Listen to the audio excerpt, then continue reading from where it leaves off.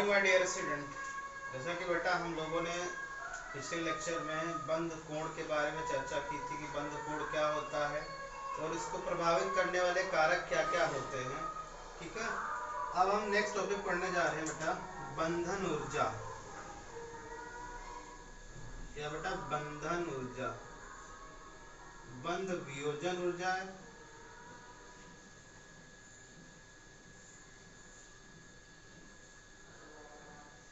बंध वियोजन ऊर्जा अथवा बंधन ऊर्जा। ठीक है ना। जब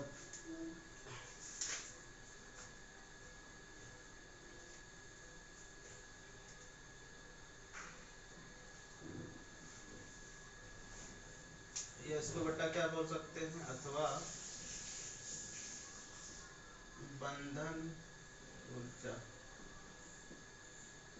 देखो क्या होता है, बंध वियोजन ऊर्जा और बंधन ऊर्जा दोनों सेम बातें हैं, लेकिन थोड़ा सा अंतर ये है बेटा कि बंध वियोजन ऊर्जा मतलब बॉन्ड तोड़ने के लिए जो एनर्जी रिलीज होती है, ये बॉन्ड तोड़ने के लिए जो एनर्जी आवश्यक होती है वो क्या होती है, बंध वियोजन ऊर्जा। बंधन ऊर्जा, जब बॉन्ड बन जाता है तब जो ऊर्जा रिलीज होती है वो क्या कहलाएगी बेटा, वो बंधन ऊर्जा कहलाएगी। तो बेसिकली बंधन ऊर्जा बंध वियोजन ऊर्जा एक ही बात है, बट वहां पे बांध तोड़ने की हो रही बंध वियोजन में, वहां पे जुड़ने के बाद जो एनर्जी रिलीज होगी। बात समझ रहे हो? तो जैसा कि मैं तुमसे बोलूं कि भाई एक एक कोई परमाणु, एक कोई अणु है, उसमें उसमें से बंध तोड़ने में जो है 400 किलो कैलोरी ऊर्जा लगी। तो जब ये अणु बना होगा बेटा तो इतनी ऊर्जा क्या हुई होगी, रिलीज होगी। इतनी ऊर्जा क्या होगी, उत्सर्जित हुई होगी। तो बात तो वही है, थोड़ा सा बस समझने का फेर है। तो क्या होगा बेटा कि बंध वियोजन ऊर्जा परिभाषा क्या लिखोगे, ठीक है ना, क्या लिखोगे? देखो, दो परमाणुओं के मध्य बने, दो परमाणुओं के मध्य बने बने बंध को तोड़ने के लिए, बंध को तोड़ने के लिए आवश्यक ऊर्जा, बंध को बने आवश्यक ऊर्जा अथवा, ये भी लिख लेना, अथवा दो परमाणुओं के बीच बने बंध को तोड़ने के लिए आवश्यक ऊर्जा, नहीं बंध, सॉरी बेटा, अथवा दो परमाणुओं के बीच,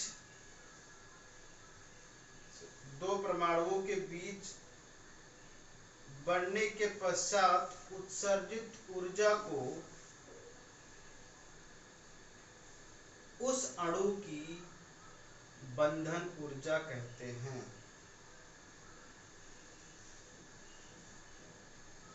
बंधन ऊर्जा, बंधन ऊर्जा को जूल, किलो जूल अथवा किलो कैलोरी प्रति अणु में व्यक्त किया जाता है। यह दो प्रकार की होती है। ये कितने प्रकार की होती है बेटा? दो प्रकार की। एक क्या होती है बेटा, एक होती है बंध वियोजन ऊर्जा, बंध वियोजन ऊर्जा। एक होती है बेटा औसत बंधन ऊर्जा, औसत बंधन ऊर्जा। तो पहली हेडिंग डालोगे क्या बेटा, बंध वियोजन ऊर्जा। तो बंध वियोजन ऊर्जा बेसिकली क्या होती है कि जैसे दो परमाणु हैं, जैसे आपको मैंने मीथेन दे दिया बेटा, ठीक है ना, ये मीथेन हो गया। अब ये मीथेन बेटा कैसे कैसे टूटेगा, पहले तो कार्बन और हाइड्रोजन के बीच पहला बॉन्ड तोड़ोगे तो ये क्या बनेगा बेटा, CH3 प्लस H। इसको तोड़ दिया तुमने तो ये क्या होगी, ये रिलीज हो गई, जिसको बोलते हैं 104 किलो कैलोरी। ये यानी कि कार्बन और हाइड्रोजन को तोड़ने में इतनी ऊर्जा लगी, ठीक है ना। फिर क्या हुआ, फिर आपने क्या किया, इस CH3 से एक बंध क्या किया बेटा, एक और तोड़ दिया, ये मान लो ये तोड़ दिया, तो क्या बचा CH2 प्लस H, तो क्या बचा 104 किलो कैलोरी इसमें भी लगी, ठीक है ना। और आपने क्या किया, फिर CH2 को फिर बॉन्ड तोड़ा आपने, CH बचा और H, इसको कितनी लगी ऊर्जा बेटा 106 लगी किलो कैलोरी, ठीक है ना। और फोर्थ में क्या हुआ, एक ही रह गया कार्बन और हाइड्रोजन के बीच, ये कितना हो गया, कार्बन और हाइड्रोजन ये अलग हो गया, ये हो गई कितनी 81 किलो कैलोरी।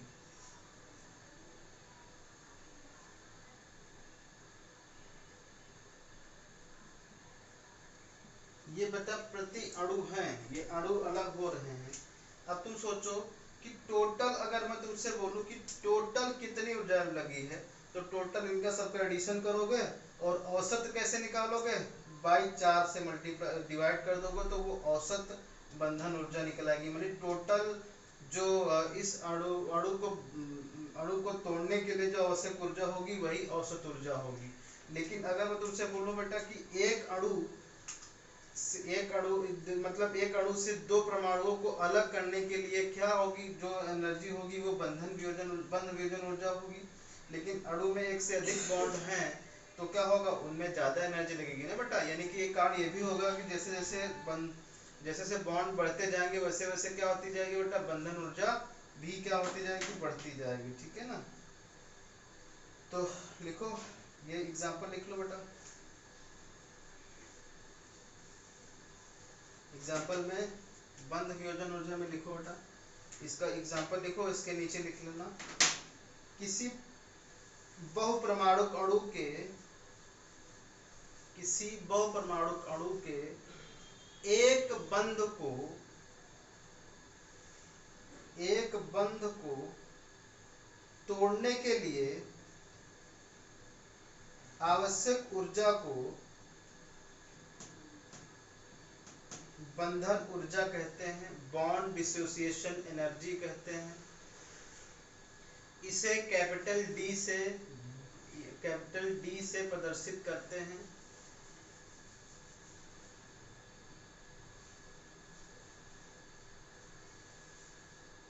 क्योंकि बंध वियोजन ऊर्जा में बंध तोड़ने के लिए हमेशा ऊर्जा अणु को दी जाती है,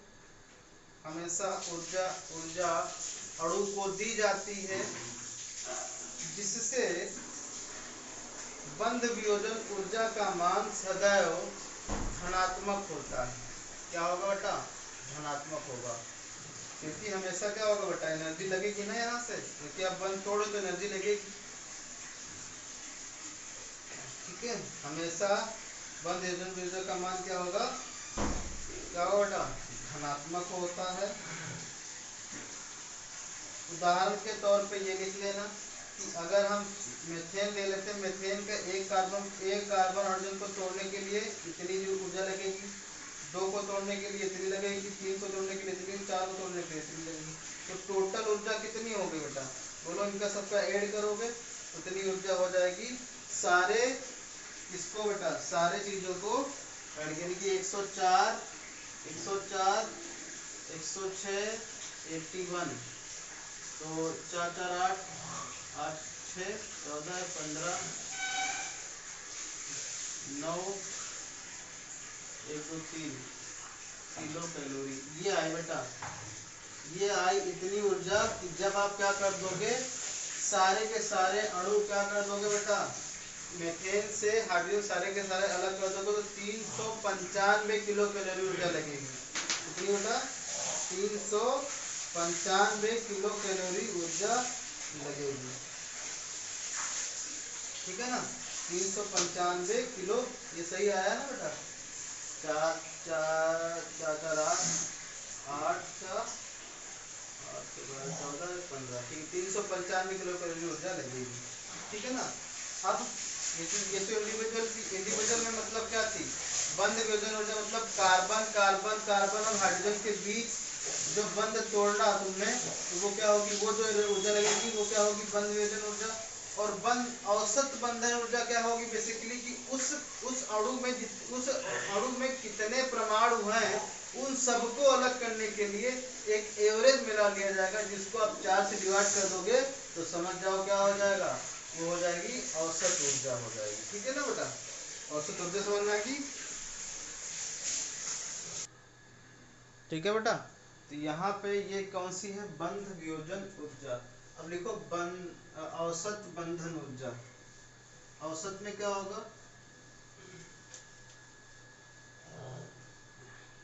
लिखो औसत, औसत बंधन ऊर्जा राइटिंग डालो, औसत बंधन ऊर्जा इसमें लिखो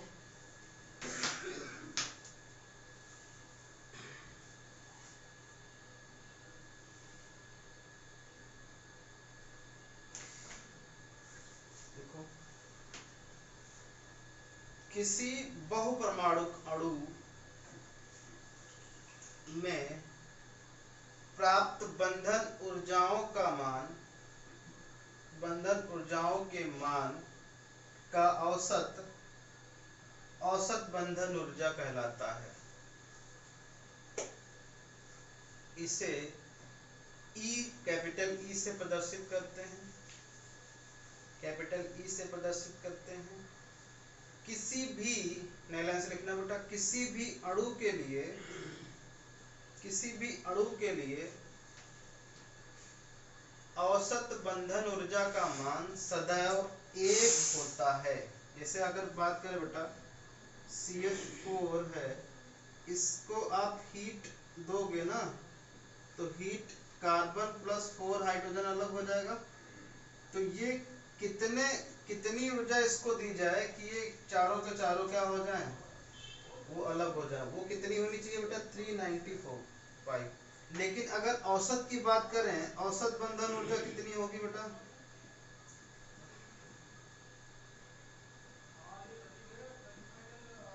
आप 395 को 4 से डिवाइड कर दो, कितना आ जाएगा, 4 9 36, 4 9 36 36 3 4 8 32 32 3 होते 428 किलो कैलोरी, किलो कैलोरी इतनी आएगी बेटा। यानी कि अगर मैं बात करूं कि मेथेन की जो औसत बंधन ऊर्जा है वो कितनी है 98.7, ये एक मान होगा इसका, ठीक है ना।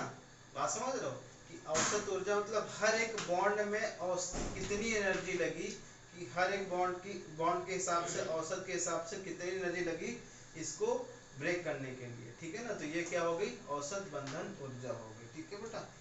तो इसका मान सदैव कितना होगा, 1 ही होगा।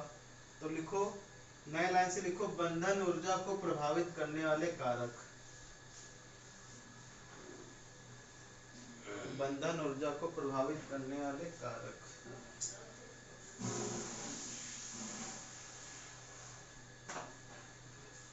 पहला लिखो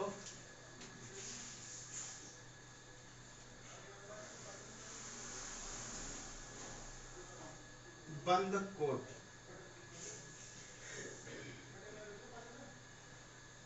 बंद कोट लिखो, बंद कोट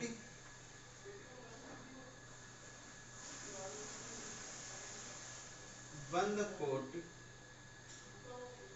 बंधन ऊर्जा की क्या होती है बेटा, डायरेक्टली प्रोपोर्शनल होती है।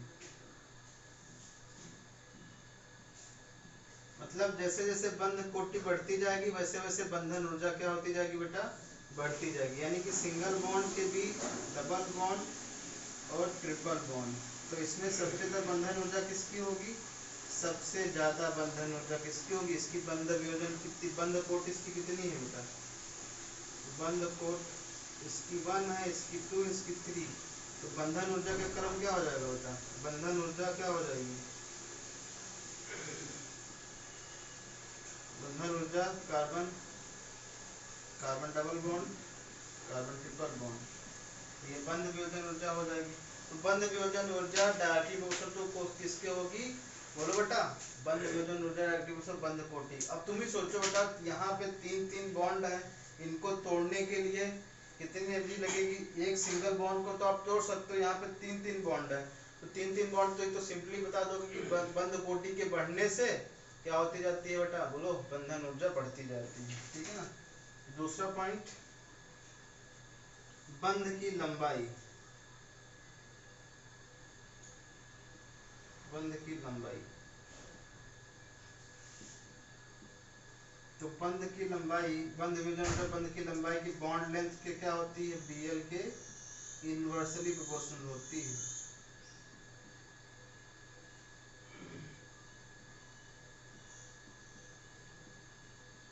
मतलब कि जैसे जैसे बंध की लंबाई क्या होती जाएगी बेटा, बढ़ती जाएगी, वैसे वैसे बंधन ऊर्जा क्या होती जाएगी, कम होती जाएगी। ठीक है ना। बंध, हाँ, जैसे जैसे बंध की लंबाई क्या होती जाएगी बेटा, बढ़ती जाएगी, बंधन ऊर्जा कम होती जाएगी। ठीक है ना। बात समझ रहे हो। जैसे कि अगर मैं तुमसे बात करूं कि बताओ find out the order of the बंध क्रम, बंधन ऊर्जा का ऑर्डर बताइए, तो HF जैसे लिखा है, HCl लिखा है, और HBr लिखा है, और HI लिखा है। तो आपको प्रमाण त्रिज्या पता है बेटा, प्रमाण त्रिज्या क्या होगी,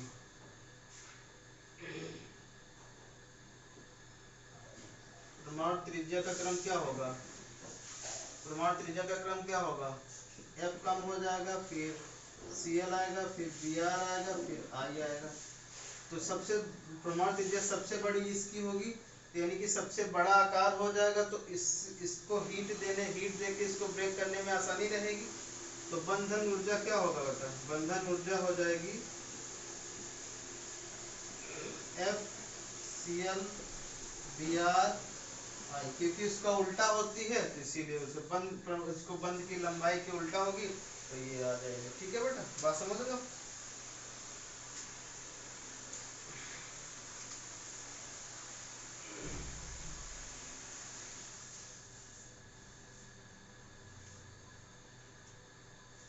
और दूसरा कारण क्या होगा, तीसरा कारण होगा अणुओं की, तीसरा कारण लिखो बेटा, अणुओं की आकृति पर,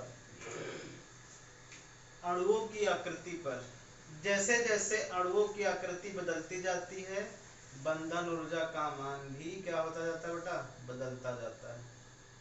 ठीक है। नेक्स्ट लिखो, फोर्थ पॉइंट लिखो,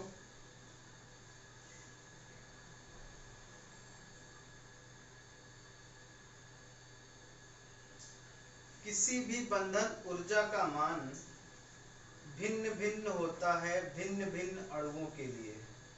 ठीक है ना। और लास्ट पॉइंट लिखोगे, बंधन ऊर्जा का मान ध्रुवता ध्रुवता के बदलने से बंधन ऊर्जा का मान बदल जाता है। ध्रुवता समझ लो, जो इलेक्ट्रॉन क्लाउड है बेटा, एक एटम का दूसरे एटम का, उसको अगर वो बदल रहा है तो बंधन ऊर्जा का मान भी क्या हो जाएगा बेटा, बदल जाएगा। ठीक है। तो ये था तुम्हारा बंधन ऊर्जा पे लेक्चर, जो आप लोग लिख लिए होगा। थोड़ा सा टॉपिक में पढ़ा रहा हूँ एक एक करके, तो आप याद करते रहिए, पढ़ते रहिए। ठीक है बेटा, थैंक यू।